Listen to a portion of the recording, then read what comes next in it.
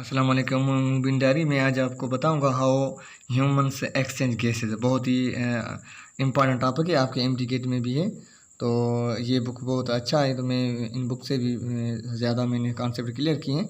तो मैं सिंटेक्स भी बुक मैंने पढ़े हैं, पंजाब के फेडरल भी पढ़े, लेकिन मैं जो इंडियन के बुक्स हैं वो बहुत ज़्यादा पढ़ता हूँ कि उसमें जो बहुत ही अच्छा कॉन्सेप्ट वो अच्छा लिखा होता है।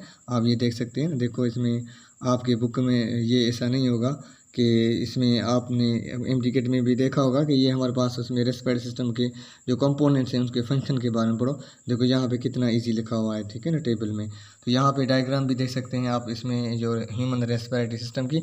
यहाँ पे भी आपको बहुत ही अच्छी डायग्राम मिल रही है। ड्यूरिंग इंस्पायरेशन एक्सपायरेशन क्या हो रहा है, डायफ्रागम को क्या हो रहा है, रिब्स के जिस मूव कर रही हैं, डाउन जा रही हैं, ठीक, कितना बहुत ही अच्छा कॉन्सेप्ट है। चलो मैं आपको सिंपल सा बता देता हूँ। यहाँ पे डायग्राम से स्टार्ट कर लेते हैं। इंसान का जो रेस्पिरेटरी सिस्टम है या गैस एक्सचेंज होती है, यहाँ पे नेजल कैविटी है, ठीक है। उसके बाद ये नोस्ट्रल है, यहाँ पे फेरेंक्स है, ठीक है। फिर ईपीग्लोटिस है, ईपीग्लोटिस के बाद ग्लोटिस है, यहाँ पे लेरेंक्स है। लेरेंक्स को हम वॉइस बॉक्स भी कहते हैं या साउंड बॉक्स भी कहते हैं। आपने ये सुना होगा कि बर्ड्स में सेरेनिक्स होता है साउंड बॉक्स, और यहाँ पे जो ह्यूमंस में लेरेनिक्स होता है साउंड प्रोड्यूसिंग आर्गन है यहाँ पे, ठीक है। इसके बाद ट्रेकिया है, ट्रेकिया में जो है हमारे पास वो एयर आ रही है ब्रोंकस से, ट्रेकिया से फिर ब्रोंकस में से फिर ब्रांक्यूल। ये आप देख सकते हैं डायग्राम में ब्रांक्यूल है। ब्रांक्यूल में आपको पता है कि यहाँ पे जो लंग्स हैं, ठीक है, इसमें जो हमारे पास अल्वियोलाई सेल भी होते हैं, ये लंग्स हैं। ये डायाफ्रागम है, ठीक है, डायाफ्रागम ये चेस्ट कैविटी एब्डोमेन कैविटी को अलग करता है, ये भी आपको पता है। यहाँ पे जो ये जो हमारे पास है, ये हमारे पास हैं अल्वियोलाई जो सेल है ना, अल्वियोलस हैं, ठीक है। यहाँ पे ये लंग्स है तो उसमें अल्वियोलाई सेल होते हैं, इसमें से उनको बाहर निकाल के मेंशन किया गया है। यहाँ पे आप देख सकते हैं पल्मोनरी वेन्यूल हैं, पल्मोनरी वेन्यूल के बाद पल्मोनरी आर्टेरियोल है, फिर अल्वियोलस सेल है। यहाँ पे कैपिलरी नेटवर्क है, ठीक है, स्मॉलेस्ट ब्लड वेसल्स होती हैं यहाँ पे, ठीक है। तो यहाँ पे आप इस डायग्राम को भी समझना है, ठीक है। डायग्राम मैंने आपको जैसे सीरीज़ बताई है, आपको एज टू एज देखना है। इसमें से एक क्वेश्चन इसमें से भी आ सकता है कि जो है मनन की सीरीज़ बताओ, ठीक है, रेस्पिरेटरी सिस्टम गैसेज एक्सचेंज की करेक्ट सीक्वेंस बताओ। तो ये आप इनको देख सकते हैं, फॉलो कर सकते हैं। मैंने डायग्राम को इसलिए आपको समझाया। यहाँ पे जो है हमारा जो असल काम यहाँ पर है, ये आपको बहुत ही मना इम्पॉर्टेंट है आपके लिए।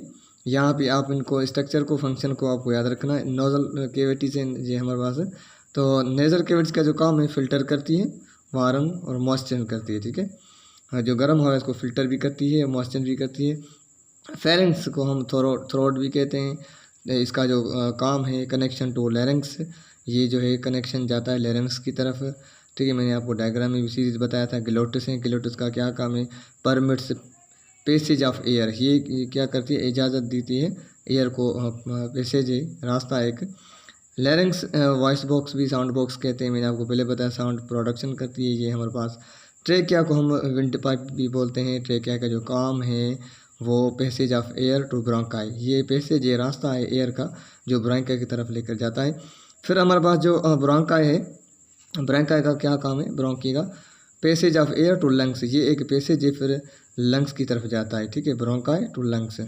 यहाँ पे ब्रोंक्यूल से, ठीक है, ब्रोंक्यूल्स का क्या काम है, passage of air to alveoli, ये एक रास्ता है, पैसेज है, ठीक है, एयर का, यहाँ पे जो अल्वियोलाई की तरफ जाती है, ठीक है ना।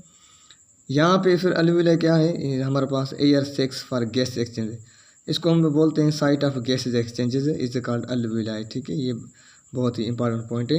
अब आपको इस डायग्राम को भी समझना होगा, बहुत ही अच्छी डायग्राम है, कलरफुल है। बुक भी माशाल्लाह बहुत अच्छा है, इंडियन का बुक है। यहाँ पे आप देख सकते हैं ड्यूरिंग इंस्पायरेशन क्या हो रहा है, ड्यूरिंग एक्सपायरेशन क्या हो रहा है, ठीक है, इंस्पायरेशन के दौरान, एक्सपायरेशन के दौरान ये क्या हो रहा है, आपको डायग्राम को भी समझना है। यहाँ से बात स्टार्ट हो रही है, एयर देखो मूव कर रही है, अंदर आ रही है। तो रिबिकेज को क्या हुआ, ribcage is moves up and out, ठीक है, रिबिकेज जो है वो मूव अप और आउट हो गई। यहाँ पे जो डायफ्रागम है उसको क्या हुआ, during inspiration diaphragm contracts and moves down, ये कॉन्टैक्ट कर गया और मूव्स डाउन कर गया, ठीक है। ये आपको एरो के निशान भी दिखाई दे रहा है। यहाँ पे आप देख रहे हैं प्लूरल मेम्ब्रेन है, जो लंग्स के ऊपर जो मेम्ब्रेन होती है वो प्लूरल मेम्ब्रेन होती है, ठीक है।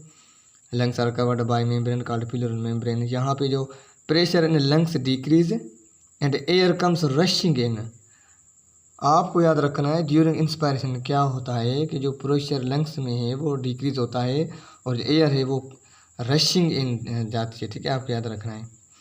यहाँ पे आप देख सकते हैं ये डायग्राम के थ्रू भी ये मैंने आपको बताया है कि ये हमारे पास जो है इंस्पायरेशन के दौरान। अब हम यार इसमें देखेंगे कि एक्सपायरेशन के दौरान क्या होता है। एयर जो है वो बाहर निकल रही है, आप एरो को फॉलो करें, जो है रिब केजेस को क्या हुआ है, rib cages move down and in, ये मूव्स कर रही हैं, ठीक है। ये आप ये यहाँ पे रिब केजेस मूव अप कर रही थी, यहाँ पे मूव्स डाउन कर रही, ठीक है, ये फ़र्क है। यहाँ पे आप देख सकते हैं डायफ्रागम को क्या हुआ है, diaphragm relaxes and moves down. यहाँ पे जो डायफ्रागम है ये रिलैक्स की फॉर्म में हो गया, यहाँ पे कॉन्ट्रैक्ट कर रहा था ड्यूरिंग इंस्पायरेशन, यहाँ पे एक्सपायरेशन के थ्रू ये रिलैक्सेस की फॉर्म में चला गया, ठीक है। अब देखेंगे क्या हो रहा है, pressure in lungs increase during expiration, pressure in lungs increase. यहाँ पे क्या हो रहा था इंस्पायरेशन के दौरान, प्रेशर इन लंग्स डिक्रीज। ये पॉइंट आपको याद रखनी है, एंटी टेस्ट वाली है। यहाँ पे देखेंगे इसमें ये डायफ्रागम में मैंने आपको बताया, ठीक है, प्रेशर लंग्स में इंक्रीज हो रहा है, एयर जो है वो इज पुश्ड आउट हो रही है, ठीक है, एयर जो है पुश्ड आउट हो रही है, ठीक है। बहुत ही आसान सा और सिंपल सा टॉपिक था। आप एज एट मैंने जैसे आपको डायग्राम समझाई है, तो यहाँ पे आप जो है इनकी जो फंक्शन ये आपके लिए बहुत इंपॉर्टेंट है, जो बता रहा हूँ दिखा रहा हूँ, ठीक है। तो आप इनके फंक्शन है ये याद कर लें, ठीक है, इनको भी अच्छी तरह समझ लें कि एक सवाल यहाँ से आएगा कि इंस्पायरेशन और एक्सपायरेशन में क्या फ़र्क है, रिब के जिसको क्या हो रहा है, डायफ्रागम की कंडीशन क्या है, लंग्स में जो प्रेशर है इंक्रीज़ हो रहा है कहीं डिक्रीज़ हो रहा है और क्यों हो रहा है, ये भी मैंने आपको बताया, ठीक है। दुआओं में याद। अल्लाह हाफिज़, थैंक यू।